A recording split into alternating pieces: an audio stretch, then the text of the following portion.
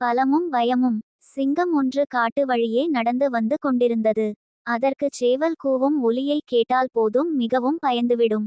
நான் காட்டரசனாக மிகுந்த பலத்துடன் இருந்து என்ன பயன்? ஒரு சேவல் கூவுவதைக் கண்டு பயந்து வாழ்வது ஒரு வாழ்வா? என்று தனக்குத்தானே மிகவும் நொந்து கொண்டே இருந்தது. அப்போது எதிரே ஒரு யானை மிகவும் சோர்வுடன் தனது காதுகளை இருபக்கமும் வேகமாக ஆட்டிக்கொண்டே வந்தது.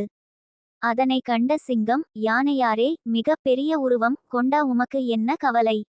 ஏன் வாட்டமாக வருகிறீர்? என்று கேட்டது. சிங்க நண்பரே, அதையேன் கேட்கிறீர்?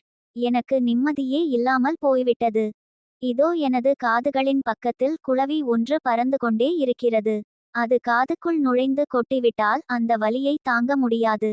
அந்த குளவி காத்திற்குள் நுழைந்து விடக்கூடாதே என்ற கவலையுடன் காதுகளை ஆட்டிக் கொண்டே வருகிறேன் என்று கூறியது யானை.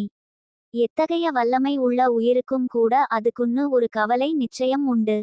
அதுபோலத்தான் நமக்கும் என்று உலக வழக்கத்தை புரிந்து கொண்டு அதிலிருந்து எதற்கும் கவலைப்படாமல் மகிழ்ச்சியுடன் சிங்கம் வாழ ஆரம்பித்தது.